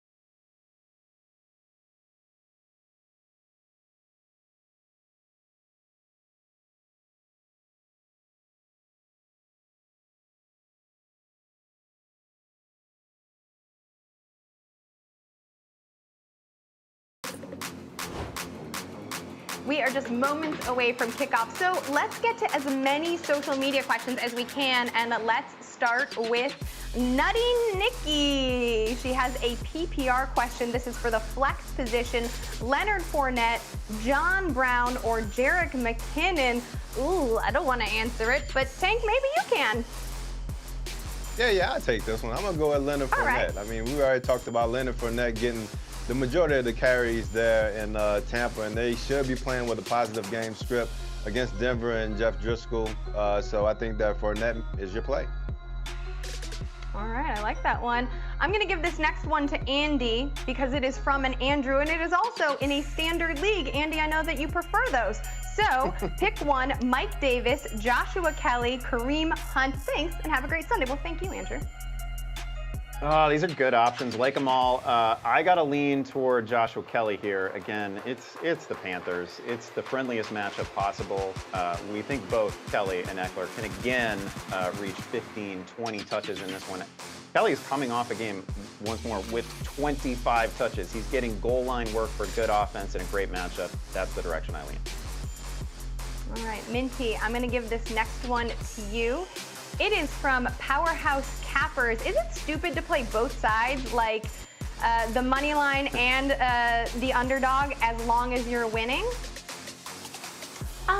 Well, it's not stupid, but sometimes it's not profitable, to play both sides. In betting, we have this thing called middling, where you play the favorite on a short line. Say the Seahawks actually opened at 3.5, minus 3.5, and then now they're up to 5.5 and would take Dallas. So it's not uncommon to play both sides, but again, it's not that profitable. I'm going to take tweet number 4. It's from Brett Harrison. Ronald Jones or Jeff Wilson, full point PPR. What? Oh my goodness! I mean, you lost. Who else you got? Can you get Curtis Samuel up off of the waiver wire? Because given 1 point PPR, I mean, I don't know. I think when you have a situation like this, you have to look at who's most likely to score a touchdown. And obviously, I'm going to say Jeff Wilson, so I'm going to leave it with Jeff Wilson. We're going to take, let's see, maybe 1 or 2 more. This next one is from Leslie. Fantasy football peeps, Cooper Kupp or CeeDee Lamb. Tank, which of these 2 cats do you like more? Oh, that's so interesting. Cooper Kupp definitely has the tougher matchup. I like the game flow with CeeDee Lamb, and he's been the more popular wide receiver for Dak over Michael Gallup, so I'm going to go with CeeDee Lamb in this one. All right, don't mind that, Matt. I think you would probably agree, and we also haven't heard from you. So let's check in with you and see what's the last-minute buzz going on in the chat. Oh, I mean, there's some great questions and even better emoji use, of course. This one I really like. From John Novello, he said, and again, the emojis are beer, football, and lightning. Let's hope we drink a lot of beer today. Let's hope we see a lot of good football and don't get any lightning storms. Should I drop Nyheim Hines and pick up Darrell Henderson or Josh Kelly in PPR? Yeah, you probably should. I actually kind of like all 3 of these backs the rest of the way, but I think you can drop Nyheim Hines and these other 2 guys. Not only are they more appealing this week, I think they have more season-long upside. Like, unless something happens to Jonathan Taylor, I don't think we'll ever see Nyheim Hines take over that backfield in Indy, but I think the other 2 guys, like Eckler, will continue to have his whole role, Kelly will play his role, but like Darrell Henderson in the theoretical world could keep that backfield. Now, one other question we've got here, and this one, again, we just talked about Darrell Henderson. We've got a question here. I lost it somewhere. It's there it is. We've got wizards and lightning, a very Harry Potter theme again. We got a trophy and a half-point PPR. Michael Gallup or Darrell Henderson, who I just talked about. I know I said Darrell Henderson could control this backfield. That is potentially true, but it is going to continue to be a committee approach. And like I said earlier, I think you want to get Michael Gallup into your lineup because of those deep targets in a very high-scoring game. All right, well, that is going to do it for this edition of Fantasy Football Live. I am banishing all of those bad spirits. Thank you for kicking off your NFL Sunday with us. Remember, you can connect with us all week long on the Yahoo Fantasy Football Forecast. That's our podcast, by the way. Mad Bets Daily on Yahoo Sports. And, of course, back here every Sunday at 11:30 a.m. Eastern, 8:30 a.m. Pacific. Good luck to all your fantasy teams in Week 3. We'll see you next week.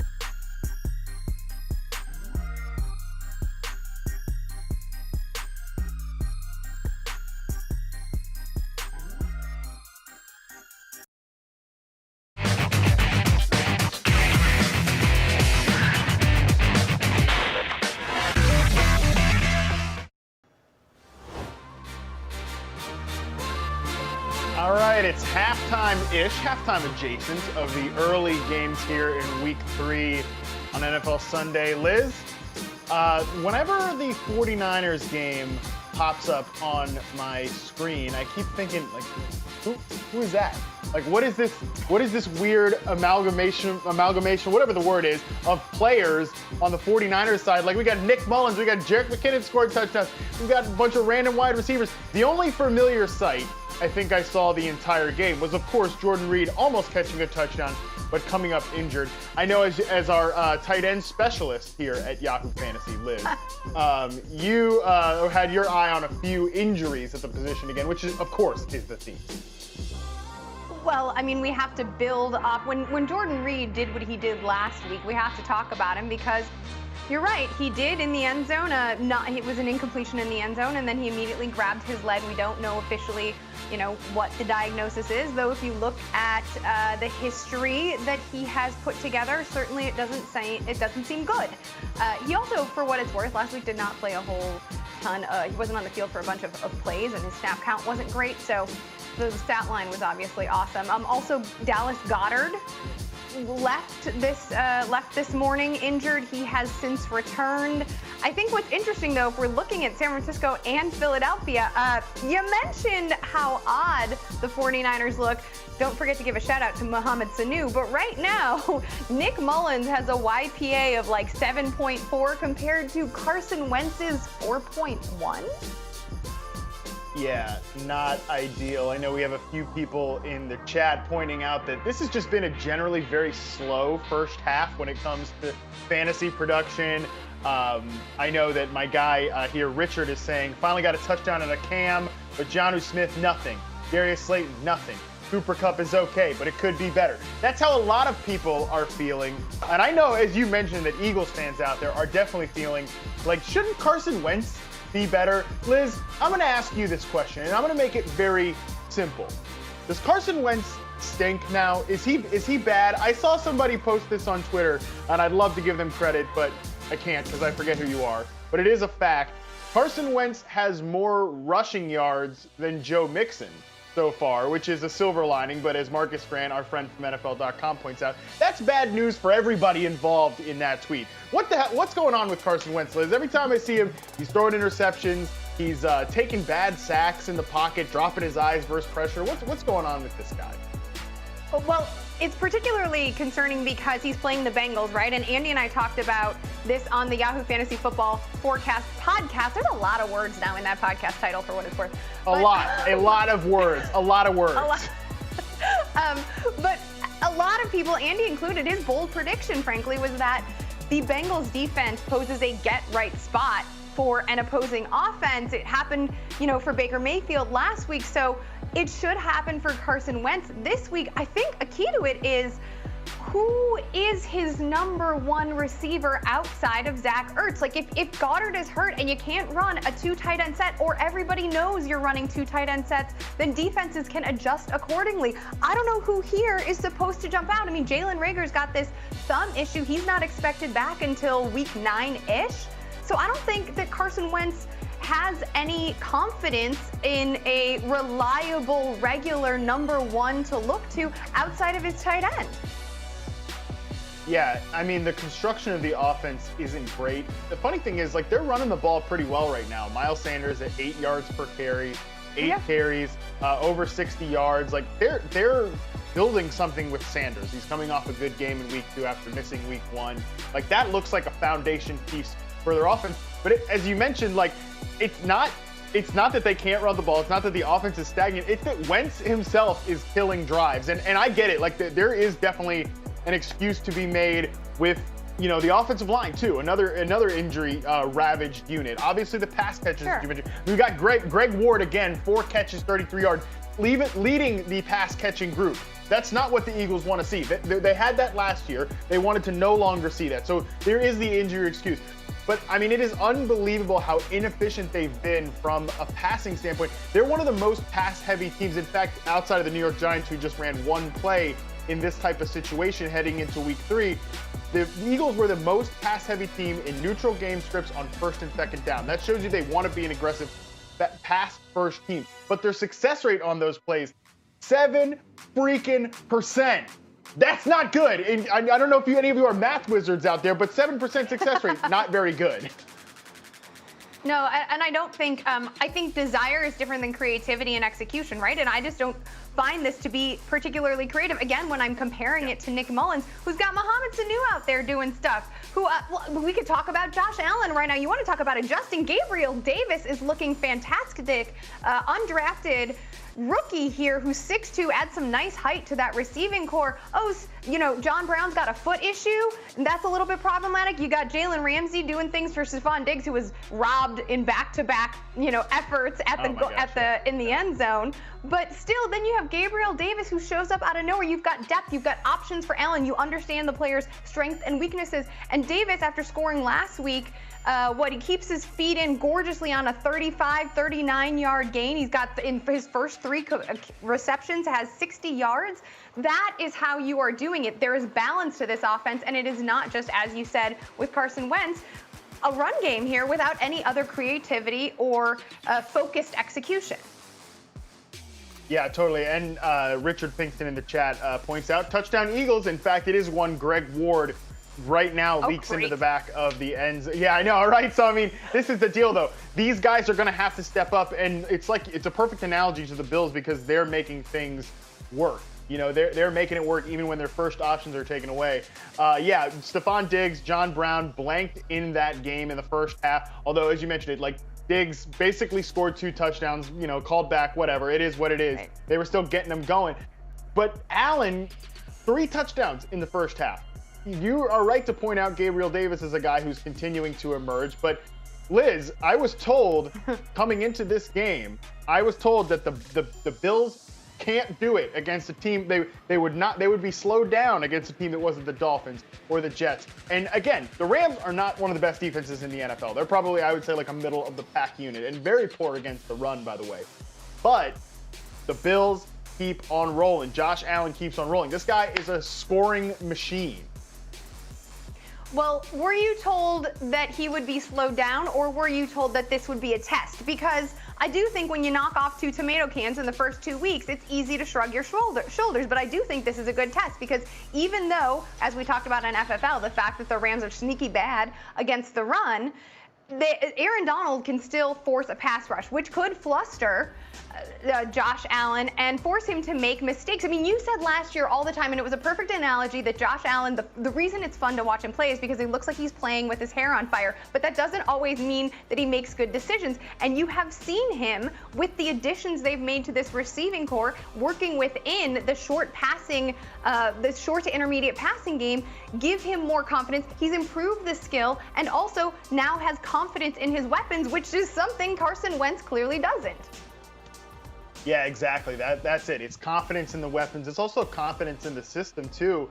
Brian DeBall is a guy that if your team is going to fire the head coach at the end of the year, like, how about the Jets? I mean, the damn Jets might fire Adam Gase any second now. You never know. Well, I don't know. They seem oddly committed to the guy. But nevertheless, I think everybody expects him to not be back there in 2021. What if they look at a guy like Brian DeBall, like, you've made your quarterback's life easier? That's the thing. Like, not only do they continue to make the skill position group, because there are times in this Rams game where, look, Josh Allen's doing Josh Allen stuff. You know, he's hopping that ball to Stephon Diggs. He's missing some things. He's being a little erratic, but they continue to make his life easier with play action, with spread concepts, everything you'd really want. So if your team is going to fire your head coach at the end of the year and you need an offensive shot in the arm, I think you could be looking at Brian Daboll as a guy that is going to be in that consideration. Let's get a couple start-sit questions from the chat. Alex Bonilla from Facebook asks, Josh Kelly or TJ Hawkinson? It's a flex PPR question, Liz. I know we're very excited about this Chargers rushing game matching up with the Carolina Panthers kitty defense this week.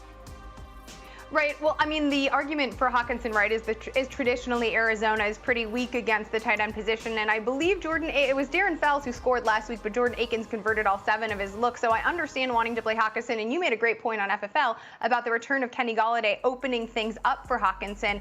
But I still think that's a little more fluky. Like, counting on your tight end to score a touchdown, even though it was the game against Arizona that, like, you know, kicked off Hawkinson's rookie effort last year. I still like the idea of the running back at the goal line, especially one who's been out touching the RB1 the way that Kelly has, a little bit more in terms of a floor option. Yeah, and he's been involved in the pass game. Like last week, Austin Eckler got those targets that we were looking for when Justin Herbert came in. But so did Josh Kelly. He was also involved in the pass game. So I agree with you there. And yeah, this Arizona versus tight end thing, we got to kind of, you know, watch for. In week 1, obviously, George Kittle gets hurt against them, 4 for 44. He finishes in that game. Logan Thomas last week was kind of totally taken away, but you mentioned last week especially that he was kind of dropping passes, making mistakes. So this whole tight end against Arizona narrative, we'll see. It's still like a work in progress. How about this question? We got a couple Leonard Fournette questions. Everyone's favorite, Leonard Fournette. Scott Rio from Facebook. Your guy, Scott, he says Leonard Fournette or Mark Ingram, half-point PPR. I know I'm not that convinced that Mark Ingram can have a big game against the Chiefs. As I mentioned, it just, you know, we talked about this on FFL too in the over-under segment. It's a backfield split. I would feel, I guess I'd feel a little more confident with Fournette back there. Do you agree, or would you go with Ingram in the higher scoring game and better off? I mean, the problem is, right, they're both backfield splits. It's just that Ronald Jones, like, fumbled the game away. I mean, by the way, like, that's never going to be Tom Brady's fault. So we can stop arguing about it. That's Ronald Jones's fault. Whether it was or not, it's going to be. And I feel like you have to lean towards Fournette because it's going to be so hard to convince Arians, who obviously does whatever the hell he wants to do anyway, but to after Fournette put up the numbers he did last week to slow him. So as much as I like Mark Ingram and as much as I like the matchup, I think volume-wise, Fournette just will have more opportunity against Denver. I would agree with that. Lionbeard40 on Twitter sends us a hello and happy Sunday with a little cheers emoji. Hi, cheers to you, my friend Lionbeard. He needs Joe Mixon to get going in the second half. I think a lot of people need Joe Mixon to get going in the second half. The Bills are in the red zone once again, by the way. Devin Singletary rushes them into the red zone here. Liz, I feel like, you know, we talked about this Buffalo backfield narrative split all off season, and, you know, I think we saw some reasons today why they don't want to give Devin Singletary any goal line carries. This guy had a couple of chances there at the one, didn't convert. We'll see if the Bills can punch in another touchdown. Another question here from Matthew Lofton from Facebook, another Fournette question. Leonard Fournette or Robbie Anderson in the flex? And I think this one's really interesting because, look, Anderson has been cooking. He's gone over 100 yards in back-to-back weeks to start the season. But tough matchup against the Chargers secondary. I think it's getting a little chasey if you play Robbie Anderson over Leonard Fournette, even if I'm not in love with trusting a Bucs running back in this spot. I mean, I understand this, and I had a couple of other Robbie Anderson questions because he has been pretty consistent, if you can say 2 games is consistent to your point. And also he's a player, a receiver with a great red zone presence, but he's still not a running back, and running backs are still more likely to get the regular touchdown, and I think, or get the opportunity. And when I do look at the DBs in for the Chargers, I am a little bit more scared off of Anderson. So I agree with you on that one too. Also, just want to say, obviously, the Ravens are not the same team as the Cardinals. I confused my birds. Thanks for saving me and correcting me on that one, Matt. A lot of bird teams out there. You know, you got the Falcons. You got by the way, Russell Gage and Deontay Johnson are 2 players in the first half that left with getting checked for possible concussions. I don't know if you've heard any updates on those situations, but Gage is someone to watch because obviously, like, Calvin Ridley is having another big game. Julio Jones is out. Hayden Hurst has found the end zone. We'll see. This Falcons team really can't catch a damn break. Can we talk about the Falcons actually really quickly? Do you mind? Let's go for it. I mean, Todd Gurley has been non-existent, and it was Brian Hill, the downhill runner, right? Like Brian Downhill. I saw your Brian Downhill tweet. I saw that, and I was like, I hope she doesn't bring that up on the show, because that's a tough look, Liz. Come on, I know you're better than that easy of a pun. Happy to bring it up, and thank you for reading my tweet. You can follow me at LizLoza_FF, #shameless. All right, anyway, I think ripping off the run that he did is interesting, and last week we talked about the lack of usage in the passing game that we're seeing out of Todd Gurley, so the explosiveness hasn't been there, and in a situation like that, like, we might be having more of a competition than anyone suggested. And you made the point even over the summer when we were on the multi-syllabic titled fantasy podcast that we do, that even, the team's OC was like, I don't know, we don't really know anything about Todd Gurley's knees. I mean, I guess we're just, Cotter was like, I guess we're just gonna see when he gets here. And I guess they're seeing, because he hasn't got much anywhere. No, I mean, he found the end zone in week 1 and really nothing since. Like, I think that Brian Hill is going to continue. If he's a guy that's available on your waiver wire, I think, like, you want to be ahead of the game. Like, we're talking about all of these injuries here to running backs. Like, and then we're like, oh, man, let's get Mike Davis and Deion Lewis on our team. How exciting. Be ahead of the game here. If Brian Hill, who, now the problem is he's scored a touchdown, so people are going to be, like, aware that he exists. But he's definitely somebody that I think that you should pay attention to. Any other things on your radar here to watch in the second half, Liz? Again, still, I haven't seen anything on Deontay Johnson, who I've gotten a couple of questions about in the chat. But I do have news. Oh, no, I can break some news. Josh Allen, Stephon Diggs, looks like a 4-yard touchdown pass there. So, again, Josh Allen, scoring machine. You'll love to see it. Also, 4-yard touchdown pass proves our point from earlier. Doing things that Josh Allen can do. If you're looking ahead to the afternoon games, I do want to talk a little bit about the Lions, because I'm getting a lot of Kenny Golladay questions, as I'm sure you are. Obviously, he's making his 2020 debut after dealing with a hamstring issue, and so there's concern about him being on a snap count, which is totally reasonable. Also, there's a theoretically tough matchup against Patrick Peterson, though, I don't think Terry McLaurin considered it that difficult last week. But I also think this is when real life football comes into play into one's analysis. The Lions Matt Patricia, let me take that over. Matt Patricia cannot go 0-3 and think that he is going to keep his job. And they're playing the Cardinals. Kyler Murray is a star, right? Like, Cliff Kingsbury is making things work. I cannot believe that Matt Patricia is not going to try to use the team's best red zone presence, best aerial weapon, to save his dang hide in this effort. I think Kenny Golladay is going to get peppered, whether he likes it or not, whether he's ready for it or not, more than people are anticipating. Yeah, I think he's a big key with why that offense hasn't been as explosive as we saw last year, especially from a vertical perspective. So that's a really good point. He's definitely a player to watch. And as long as you're not too distracted by Kyler Murray on the other side, great thought there. I mean, he is a superstar and could take this game over. That is going to do it for our early game halftime segment here. Liz, thanks so much for hanging out with me, and everybody, thanks for watching. Good luck to all your fantasy teams. Second half of these games, in the later games, the Sunday night games, Monday night game. It's going to be a lot of fun. Week 3 is off to a really fun start so far.